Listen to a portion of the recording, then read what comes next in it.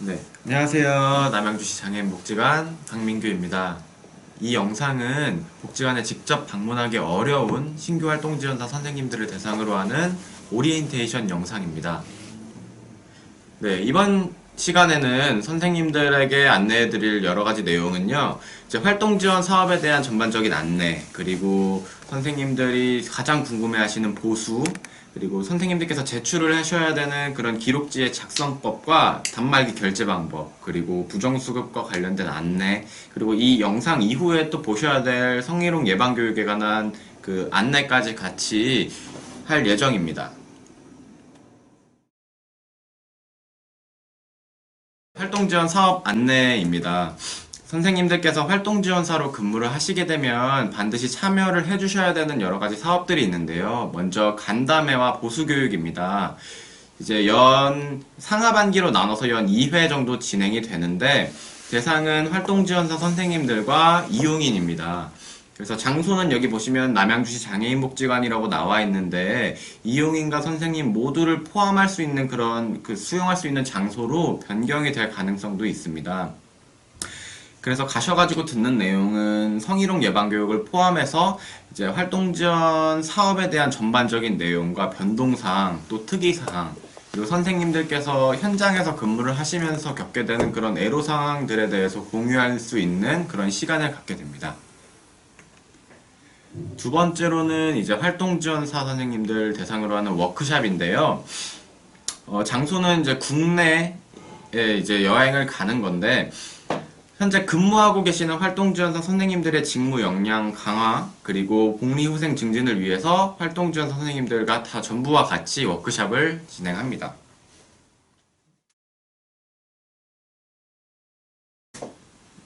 네, 이번에는 활동지원사 보수에 관한 내용입니다. 네, 2020년도 활동지원사 이제 시간당 인건비는 이제 평일 기준으로 해서 1,800원이에요. 이 1,800원이라는 금액 안에는 주휴수당 등의 여러 가지 수당이 포함이 되어 있는 금액이고요. 이제 1,800원, 이제 기본적으로 1,800원이라고 생각하시면 되는데, 이제 그렇지 않은 것들도 있어요. 그렇지 않게 계산되는 경우가 있는데, 이제 전체 월 근로시간이 64시간 이하로 근무하시는 경우에는 1,300원으로 적용이 되시고, 그리고 이제 한 달 근무하시는 시간이 175시간 이상으로 근무하시는 경우에는 1시간부터 174시간까지는 1,800원으로 계산이 되고 175시간부터 그 이상 근무하시는 시간에는 1,300원으로 계산이 돼서 합산해서 이제 지급이 되실 거예요. 그리고 야간이랑 공휴일에 근무하실 경우에는 평일 기준으로 한 1,800원에서 1.5배로 계산이 되어서 지급이 됩니다. 그래서 이런 활동지원사 선생님들의 급여는 매월 9일에 지급될 예정입니다. 이제 두 번째로는 퇴직금인데요. 이제 퇴직연금은 KB국민은행 이제 가입이 되고요. 퇴직금은 월 60시간 이상 근무하셨을 때 적용이 되고 가입된 개인 퇴직연금으로 이제 매달 급여일 9일에 입금이 됩니다. 이제 선생님들께서 근무를 하시다가 월 60시간 미만으로 근무하셨을 경우에는 이게 적용이 되지는 않아요. 그래서 이 퇴직금의 경우에는 복지관에서 100% 부담을 하고 있습니다. 세 번째로 사대보험에 관한 내용인데요. 선생님들께서 한 달 근무하시는 시간이 60시간 이상이신 경우에는 이제 4대 보험이 적용이 되고 60시간 미만으로 근무하실 경우에는 고용산재 2대 보험만 적용이 됩니다. 그래서 밑에 보시면은 4대 보험 부담금이 있는데요. 국민건강보험에 대한 부담, 그 개인 부담은 이제 50%, 그리고 고용보험에 대한 부담은 30%, 그 이외에는 복지관이 전부 부담을 합니다. 네, 다음으로 알려드릴 거는 원거리 교통비라고 합니다. 원거리 교통비는 이제 나중에 설명을 드리겠지만 급여와는 별개로 이제 접근성이 어려운 이용인들에게 서비스를 제공하는 활동지원사 선생님들한테 지급이 되는 교통비인데요. 이 기준이 이제 그 수급자가 이제 읍면리 지역에 사시는 경우에만 이제 선생님들이 지급을 받으실 수가 있고요. 그 기준 자체, 그 금액에 대한 기준은 그 수급자를 기준으로 해서 근처에 있는 활동지원기관, 뭐 저희 복지관이 될 수도 있고, 뭐 다른 센터가 될 수도 있겠죠. 그래서 그 이용인과 그 활동지원기관과의 거리가 10km 미만인 경우에는 4,000원, 10km 이상인 경우에는 6,000원 이렇게 지급이 되고, 이 6,000원, 4,000원이라는 지급은 이제 횟수로 이제 지급이 됩니다. 그래서 한 번 그 하루 이제 한 달로 쳤을 때 뭐 20번을 가셨으면은 6,000원 곱하기 뭐 20회 이런 식으로 급여랑은 별개로 지급이 됩니다. 근데 여기서 중요한 점은 선생님이랑 이용인과의 선생님이 사시는 지역과 이용인이 살고 있는 그 지역이 같은 리가 되면은 이 원거리 교통비 대상에서는 제외가 됩니다. 그렇기 때문에 혹시라도 선생님이나 이용인의 주소가 변경이 되었을 경우에는 반드시 저희 복지관에 알려주셔야지 이제 그걸 적용을 해서 제대로 된 급여가 지급이 될 수가 있고요. 혹시라도 알려주지 않아서 이제 잘못 지급된 원거리 교통비의 경우에는 추후에 이제 확인한 이후에 이제 환수 조치가 됩니다.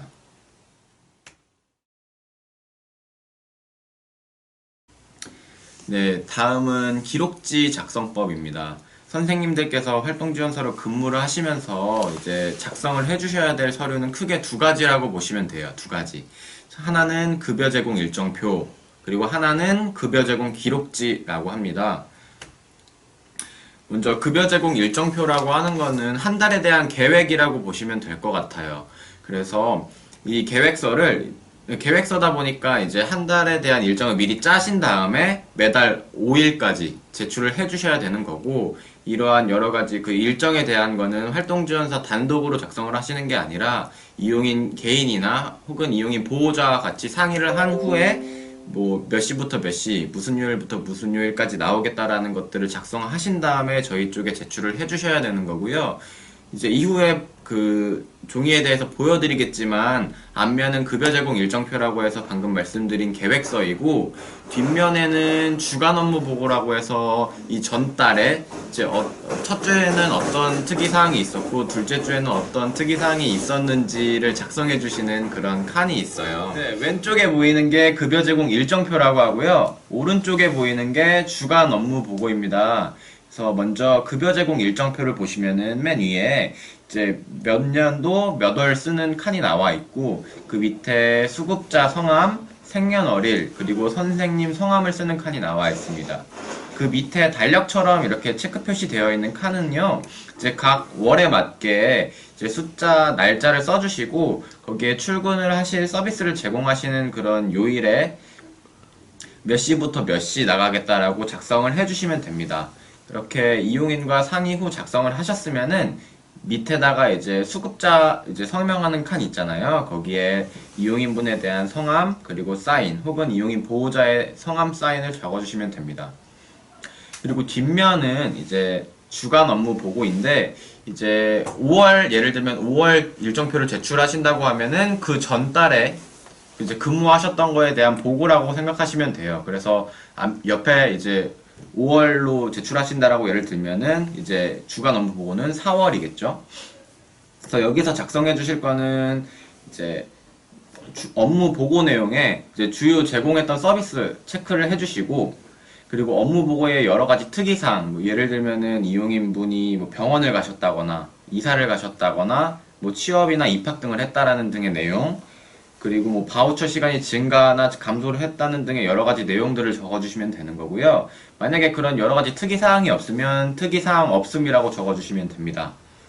그리고 그 맨 오른편에 보시면 횟수라고 되어 있는데, 그 첫 주에는 몇 번 근무를 나갔고 둘째 주에는 몇 번 근무를 나갔고 그 횟수를 적어주시면 됩니다. 네, 이번에 설명드릴 용지는, 그런 기록지는 급여 제공 기록지라고 합니다. 이 기록지는 평상시에 쓰시지는 않고 선생님께서 이렇게 당일 이제 바로 실시간으로 결제를 하지 못했을 때 나중에 이제 소급해서 결제를 하는 게 소급 결제라고 하는데, 이 소급 결제 시에 작성을 하는 용지예요. 그래서 제공 기록지 작성은 선생님께서 실제로 그 결제를 하셨던 그 내용과 일치하게 작성을 해야 되고요. 이제 소급결제 사유 발생 시에는 이제 소급결제 후 작성을 해서 가능하면 빨리 담당자에게 제출을 해주시면 됩니다. 네, 보이시는 것처럼 이게 활동지원급여 제공기록지인데 아까 말씀드린 것처럼 소급결제할 때 작성을 해주시는 거예요. 그래서 여기 보시면은 맨 위에 파란 글씨가 보일지 모르겠는데 소급결제 사유 발생 시 복지관 담당자에게 무조건 연락을 해주시고 이제 소급결제를 해주시면 되는데요. 작성을 해주셔야 될 부분이 여기 맨 위에 수급자 칸 보시면은 이용인에 대한 성함, 생년월일, 주소, 전화번호, 활동지원 등급이 있어요. 근데 여기서 중요한 게 활동지원 등급은 이제 이용인 장애 등급이 아니라 활동지원 등급이기 때문에 모르시겠으면은 뭐 담당자한테 여쭤보셔도 될 것 같아요.